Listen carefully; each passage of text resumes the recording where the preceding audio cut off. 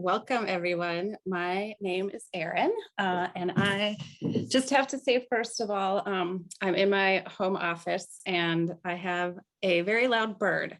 So please excuse me if she makes some noise as we go along, and I'll try to readjust and move if need be. All right, I'm going to start by sharing my screen. So this presentation is titled Place-Based Civic Environmental Engagement in Urban Areas. And hi, Sarah Halson, I see you're on here. Thanks for joining us today. And I wanted to start today actually with doing a little interactive activity. I'm gonna drop a Padlet link. Give me 1 minute just to stop sharing here. Oh yeah, that'd be great. Thanks, Melissa. This is just going to start with some pictures of students working on projects that we're going to talk today. So if you can go to that link, what I wanted to do is just spend 5, maybe 10 minutes and have you all think about, what do you notice from the pictures? What stands out to you? If there's any questions that you have. So we'll feel free to unmute and start talking as you notice things, or you can comment directly on the pictures. And we'll spend, first 5 or so minutes doing that. Somebody's already noticed that some of the students are dressed like it's Michigan. This is all in Michigan, so yep, good catch there. So I'm just noticing some of the things that people are writing in the chat also, that there's communication that people are seeing. There's hands-on work that's happening. Technology people are noticing. Data collection and investigations, observations. Real world kind of tools that connects to some of the technology pieces. Research and analysis. I like that you can even see the sort of analysis happening in the pictures. Then there's a lot of comments on maybe sort of more dispositions or feelings of students, that there's some engagement, that there's smiles and pride and joy and excitement. Oh, even collaboration, ownership of a project.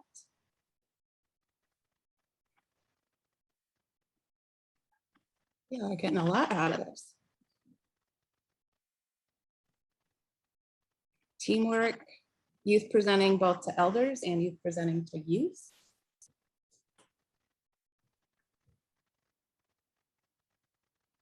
Martha, to answer your question, you asked if it's 2 programs, a rain garden and pollution. It's actually more like 5 or more. And I'll go into a little bit more detail about that later, but yes, there was 2 sort of main ones that happen in several different classes around flooding mitigation and water quality that were connected to rain gardens and pollution, and then air quality. And then there was also some work on energy and the use of solar installations. Yeah. Okay, we'll just take like maybe 1 more minute if there's any other comments people have. Does this bring up any questions for anybody? Any of these pictures? Well, besides the one that Martha already asked. Okay, so I'm gonna then start after that. I love what all of you noticed and shared. I'm gonna just begin with a little bit of background about this project or program that I'm gonna focus on today. My hope is that we can spend the bulk of our time together actually doing some more activities with student reflective data. But before we get into that, I just did want to give you a little bit of background about this work. So for anybody who is newly joining us, my name's Erin, and I'm with the University of Michigan. And this presentation is called Place-Based Civic Environmental Engagement in Urban Areas. So the students that we worked with were from 2 urban communities in Southeast Michigan. And the main research project that this is based on is an NSF iTest grant called Urban STEM Stewards.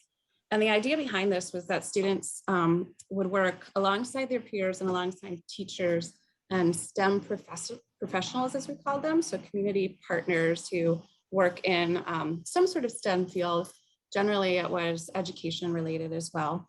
And they're working together sort of as a team to address environmental issues in their communities. Most of the time it was student directed in terms of what issues they wanted to look at, but there was influence from the teachers too. And the idea behind this project is that students would be able to sort of integrate their STEM knowledge with civic practice on public problems, right? So these are actual problems or issues that are happening in their communities. And they would then connect the utility or the application of their STEM learning in their classes to the community contribution they could make with it. The hope in NSF iTest programs are focused on students being able to, I guess, change their beliefs or potentially enter the workforce in STEM careers. So we also had a component that was sort of looking at how students could see that they could apply this knowledge in future STEM careers, if especially they connected the work with ways that they were affecting their communities for the better. And we're calling this place-based civic science with the idea that it sort of reimagines the purpose of education as civic, that education should be about how you can be a member of a community and contribute to that community, right? And the idea behind this is sort of the practice of science as a public good, that students are learning how to make informed decisions for their communities. Again, it's place-based, so it's local, right? The idea of place-based education is where we learn, we use the community to learn and to inform, and also to where we can contribute. So students were actually doing sort of real world problem solving. And also behind this idea is the sort of idea of an environmental commons, that there's natural and human communities that we belong to, that we identify with, and for which we are responsible. This sort of three main core pedagogical practices that we looked at and that are sort of core to this idea of civic science are school community partnerships, right? So students are working with other members of their community in their work, that it's collective learning and action on local environmental issues. So again, students aren't working by themselves, they're working with teams of other students and also with teams of community members. And that students are taking their work public. So they're presenting their work in some kind of forum, whether that be, as you saw in some of the pictures, to their peers, to their families who are sometimes invited into the school, or in a more public forum like a conference or a community forum that the group we work with hosts every year. And these are the three main community partners that we worked with. First, you see up in the right-hand corner, We Are the Forest. And then in the right lower corner is the County Water Resources Commissioner's Office, and then a nonprofit called EcoWorks based in Detroit. And the idea behind this was that if students are working with these quote unquote STEM professionals, we wanted them to sort of realize that these are people like them, right? Some of them even look like they do. Some of them come from communities and live in the communities that do. Actually, all of these partners did. And they're using that STEM content in their careers, right? Both the processes, the skills, et cetera. And they're using it to apply that to their communities and improving communities just like the students. So we were intentional about these partnerships and had one that's a nonprofit, one that's a government agency, and one that's even a business, so that students can sort of see the breadth of what some of this work is across sectors. So we're hoping, right, that this happens through students are working with their community partners to do science. They're not just learning about science, they're practicing science, right? They're doing the civic science themselves. And again, they're making a positive contribution to their community, and that they're able to see that they're doing that through the use of STEM. This was primarily in science classes, but there were a few math classes too, and even an engineering course, all in middle school and high school. So the learning that was happening in their science classes was connected to, or excuse me, their STEM classes was connected to what they were doing in these projects actually out in the field.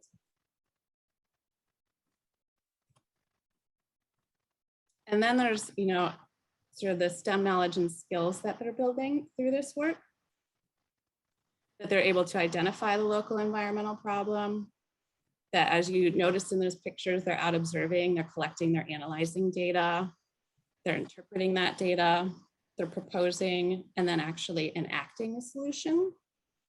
They're working in teams, they're working with stakeholders in the community. So besides those core community partners, we also had sort of extempore partners that came in and worked with students. Sometimes that was to learn more information. Sometimes that was to learn about community's views on these issues. And sometimes that was to communicate results in different venues. And then briefly, I just wanted to walk you through some of the projects, and this, Martha, will hopefully answer your question in a little bit more detail.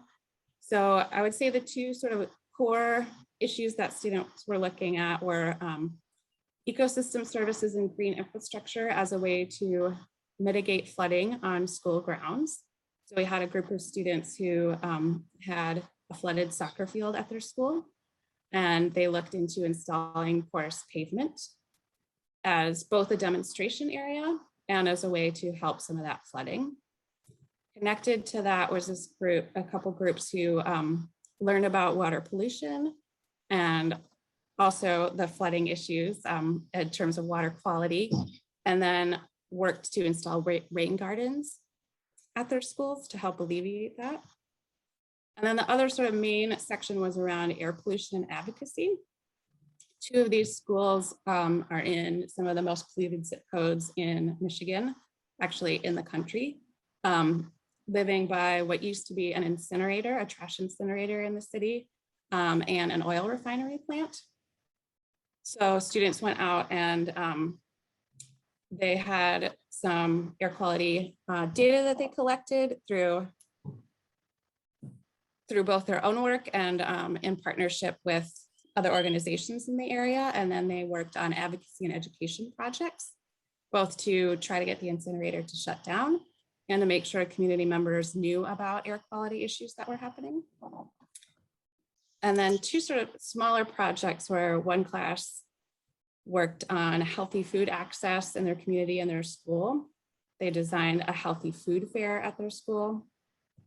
And then finally, doing some energy audits and looking into solar systems that they could potentially even put into the school. What I want to spend the bulk of our time today on is sort of doing some qualitative research together. We, at the end of these projects, gave all the students some reflection prompts. And one of those was this one that you see here. Was there anything you learned in the project that you could use to help your community or people in their community? So I just wanted to take some time. I have a Jamboard set up, and there's, Alyssa, if you can put that link in the chat, that would be awesome. So the idea is just maybe we could take some time putting some sticky notes up on the Jamboard so that we can, I'm going to stop sharing for just a second so I can see it too, and try to think about some of the themes that come up to you within these quotes. There's 6 pages, so maybe we don't want to, not everybody has to look at all of them. But if people kind of move around to different screens, that would be awesome. And you can feel free to move quotes around if you want to sort of group them in different ways.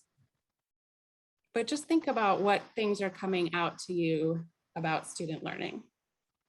And feel free, again, to unmute and talk, and hopefully this can be as interactive an activity as possible as we are all on our Zoom screens. Yes, Alanya, I'm sorry if I'm saying your name wrong. Identifying themes or identifying just anything that sticks out to you, sort of as you read the quotes, putting up some sticky notes to say, oh, I see that this student is talking about group work or teamwork, or they're talking about empowerment and having a voice in their community. Does that clarify for you? I like that people are even pulling out specific parts of the quotes to identify different things. Oh, and somebody's drawing arrows. I didn't even know you could do that. I'm learning something new. Thank you. Oh, reimagining their spaces for improvement. I like that word, reimagining. Making some connections between their education and the real world. Some career connections and some even just seeing the good in society and in their communities. And just so you all know, I'm glad that some people are enjoying engaging with the quotes. I do have them also as a handout in this session. I guess it's in the session description or wherever you find it on FeedLoop. So you're welcome to download that and have some of these for further reference or whatever, whatever else. Okay, it seems like people are slowing down. Oh, I see more about the intersectionality, environmental justice, social justice, racial justice. You can't just work on one without addressing the others. Excellent point. Even finding passion, students are finding their passion through hands-on education. That some of these are big lessons, personal efforts can only do so much. We really need to go to the source, sort of a root cause analysis that students are doing. A lot of these students are noting the importance of action and not just learning. Martha has a good question about how did you address the potential challenges of a simplistic solution, like blaming a polluter and business versus understanding their perspective and why they were allowed to proceed? I think that's an excellent question. And I would even say that probably some of these projects maybe didn't do that fully. I think depending on the partner was the one who was doing most of the sort of hands-on work with the students. And I should say that all of these teachers involved are part of the Southeast Michigan Stewardship Coalition, which is an organization out of Eastern Michigan University in Southeast Michigan. And the idea behind that organization is to take an eco-justice approach that looks at the root causes of issues, so that there should be some stakeholder analysis, and there should be some sort of looking into, I guess, just again, the root causes of what are causing these problems. And to address that issue, Martha, it might be something like, well, why do we have an incinerator? And if it does close down, are people going to lose their jobs? And what happens to our trash? And it's not, you know, just a simplistic solution like we have to stop it and they're the bad guys, right? I would say though that especially the students who worked on air pollution issues did tend to take on sort of a challenge to power, right? That companies should be responsible to these communities too. And in that sense, I guess there wasn't a lot of understanding of their perspective because they wanted to address the issues that they saw in the community that were affecting people's health. So there was maybe some getting into, well, we do need oil, we're going to rely on cars, but at the same time, people can't just be polluted in our community because, you know, we live in a poor place or something. The important ones. Okay, I'm going to try to go back to sharing my screen now. Thank you for indulging that with me. I think you all picked up on a lot of the same things that we picked up on. I did want to just go through briefly. And if somebody, never mind, I'll just get my phone out to look at the time, make sure we don't go too long. I did just want to go briefly through some of what we found in the themes. I think y'all picked up on some ones that maybe we didn't look at. And, you know, as you do qualitative research, sometimes you're trying to look at the emergent themes and sometimes you're trying to look at it from a specific standpoint of, do students talk about some of these issues? And so we did both. What we really found is there was an awareness of nature in the urban space. right? Like that students didn't think of nature as somewhere out there in the wilderness, but that it was in their place around them, that they could see in that place that there was interdependence, that humans need things like air and water, the natural systems around them, and so do other species that share that space with them. For some, there was some talk of environmental identity, maybe in the classic sense of I like nature, I know nature better, but also more in a sense of an activist identity around environmental justice issues. Students definitely talked about the human impact, both positive and negative. So it could be something like, I didn't know that other people were working on these issues too. Or the flip side, that people really don't care about the environment and people are doing a lot of horrible things to it. The civic skills and practice came out, right? That students were talking about educating others. They were talking about going to people with power. They were talking about holding rallies or doing protests. There was that sense of collective, that we are doing that together. Somebody picked up on even that sort of our, we, that kind of language. I think we looked at a lot into the utility that students saw in terms of their STEM learning and being able to apply that to community issues, but also the utility of their projects themselves and how they help the community. And then sort of the idea of an attachment to place and an attachment to a group, the sense that I'm part of something bigger came out.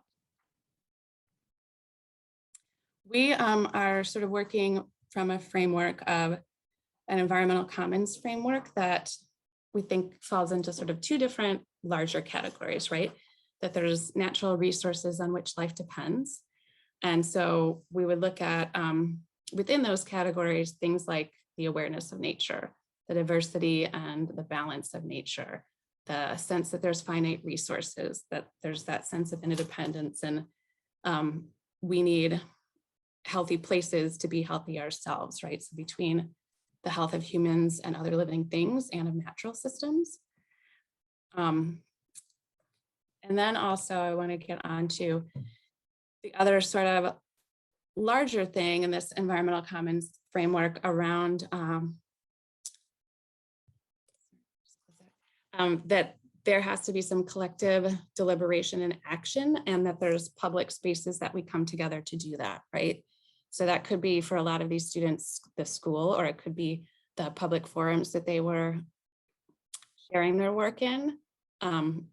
Themes that came into this category are about the benefits and the need for teamwork, even sort of the dynamics in the group. Some students talked about, oh, I learned how you have to work with other people, even if you don't always agree with them. There's a lot of civic competencies that came out. I think that you obviously saw that, and that sense of collective efficacy and individual efficacy and empowerment. Even the idea of generativity and caring about who comes next and how we're going to leave this space for them, and identification with the broader community. So a lot of you picked up on, them noticing that other people are working on these same things and care about these same things. I did want to share also that we did some quantitative work along with this qualitative data. We did pre-post surveys with students, and we found a lot of gains. These are not all connected to sort of the analysis that we just did, but I think they're important, and I just wanted to briefly point them out as well. After working on these projects, students were more likely to see the community relevance of their class and how that class connected to their culture. More likely to see that they could make a community contribution if they were going to have a job related to science. They were more likely to see that scientists make contributions to communities for the betterment of communities. Their sense of civic efficacy went up. So their ability that they thought that they could do things like tell other people about a problem, organize groups to work on it, and even their confidence in being able to have a successful science career. They also saw that the utility of science for the community, again, for community contribution, the utility of their class, and individual items such as I'd enjoy a job where I could use science went up, or interest in learning more or doing more environmental science. And sort of the beliefs and dispositions around science can be used to benefit the community. So I wanted to just end my talking part with kind of some core takeaways that we've been thinking about. The idea that in doing these projects where they're working in these egalitarian kind of teams to address community issues, using their STEM learning to do so, they become more confident in their capacities to learn and apply science. Again, that egalitarian approach can kind of demystify the idea of scientific expertise or who scientists can be. I would say that a lot of these students still didn't see themselves as scientists, quote unquote, because their connection with that is still somebody who studies a lot and has to get, some kind of degree that they can claim to be a scientist. But their idea of who can do science and who can sort of be the author of science did change. So they learned that it's sort of an iterative process, that we go back and forth with it. It benefits from different perspectives and different people bring different things to the practice of science. So in that sense, it sort of supports environmental STEM learning and dispositions. Definitely there are ideas about the utility of science and the relevance of work in those sort of fields and how that's relevant to communities like theirs and to society at large changes. So we're thinking, a civic science model like this offers the chance to link students' civic commitments to scientific careers in the future. They, again, as the quantitative data show, they gain confidence in their civic science capacities. So things like they could listen to others, they could develop plans of actions, they could identify different organizations who are working on the same problems that they were working on, and they could communicate the results to other people in the public. And then finally, something I haven't touched on yet, but what we did in this work was we actually separated out 2 different groups of students and had some just do these projects like I described. And then we had others where we specifically did some reflection activities and worked to draw students' attention to how they were applying STEM. And although overall, all those things that I talked about went up, all of the student learning went up more for students who were in what we call the treatment group, right? Who did reflection about their learning and their application of STEM. So to us, that really is saying that there's something important there. When you point out to students that, hey, when you're taking that circumference of this tree, that's the same thing that we just did in geometry class. That those kind of things matter, even that what seems like maybe a minimal sort of practice can make a difference. And I think particularly for earth and urban areas, what we're seeing as important is that there is some awareness building that has to happen, right? That nature is around us. It's not something that's out there. That our quality of life depends on a healthy natural environment around us. That the way things are doesn't have to be the way things can be. There's this idea of environmental amnesia that sometimes, especially young people, if they're exposed to a lot of environmental issues, but not a lot of ways that things can be different, they don't think about the fact that things can be different. But again, we want to build their awareness that they can do something to solve those public problems.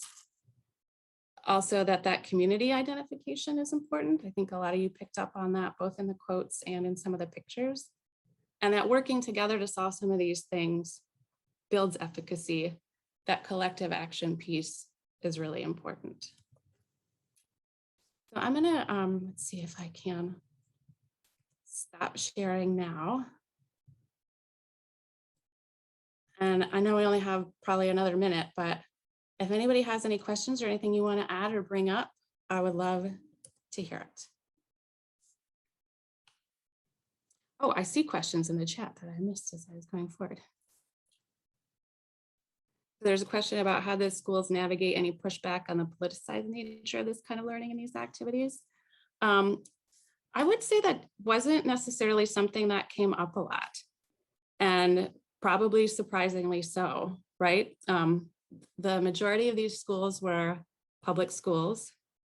I think one of them was a charter school, and that is specifically a place-based, community engaged school. So you might think it's more likely to happen in that kind of a place. But even in the regular public schools, there was not a lot of pushback about what students were doing. And I think potentially some of that comes from the fact that the majority of these projects were student driven, so that students were interested in doing them. They were tied to the curriculum that teachers were teaching and to their pacing guides. I think it's a very, it's a good question, and it probably in this case doesn't reflect the reality of what a lot of places would be. So I don't know that I have a great answer there, but if other people do, it's something to think about for sure. Karen also asked, is there a way to see if these gains are long lasting? I think that'd be great, Karen. We could do like a longer term study on this. We haven't been able to so far. I think that we have some sort of anecdotal evidence of some students who come back to the Semis Coalition, some students who come back to their teachers in later years. But no, we don't necessarily have a way to see if these are long lasting unless we're going to do some kind of study that was, you know, multi-year and followed students as they went. And then the last question from Martha is about how long the programs last, how many days or sessions. So it varied a lot, Martha. One of the groups worked with students weekly. And I should say weekly, was probably starting in October, you know, ending in May, but they had regular like eco-works days. The minimum amount of time that partners worked with students was at least 5 sessions. And sometimes that was over the course of the semester, or sometimes that was even over the course of the year. And teachers also supplemented what partners did in the classroom. So it wasn't only centered around the sessions that partners came in to work with students on, but teachers would maybe, you know, work more on water quality and the chemistry of water quality when their partners were not there. Thank you all so much for coming. Website for more information. I would say, I'm going to ask Sarah Halson because I see her. I know she's part of the Semis Coalition. Is it semiscoalition.org? I'll look it up. I'll put it in. Okay, that it doesn't have these specific projects or necessarily the learnings, but especially student data. If you want to email me, I'd be happy to send you some of the papers we've written about this. One is in Green Teacher, and then other are more academic journals, but I'd be happy to share those. And also just the Semis Coalition has a lot of the examples of student projects, as well as a lot of other projects that students have worked on. And they also have a gallery of, they hold an annual community forum, which is one of the public venues that students share some of their work in. And there is, last year it was virtual, so they had shared a lot of their work online. So you can go there and even see sort of beyond what I shared today, what some students are doing around some of these issues. Thank you, Sarah. semiscoalition.org. Oh, no, Autumn's still there. Okay. So there was a couple of math classes, and then a chemistry class, an earth science class, and biology class. So it really depended, Autumn, about how, also then a couple of physics classes, and then the middle schools were more general science. So I think it really depended on what the projects were doing, how the teachers incorporated that into the curriculum. And one of the teachers that we worked with was a brand spanking new teacher. It was his first year teaching. We also had some very veteran teachers, and I would say the one new teacher did have the advantage of having some excellent mentors. But even for him, you know, he was able to really integrate what he was doing with his regular requirements for teaching. I don't know that I have a lot more specifics, but if there are more specifics, I'm happy to share if there's more specific questions around that. Okay, well, if nobody else has any other questions. Oh, yeah, good point, Autumn. Struggling with teachers justifying the time spent on the project sort of portion. Yeah.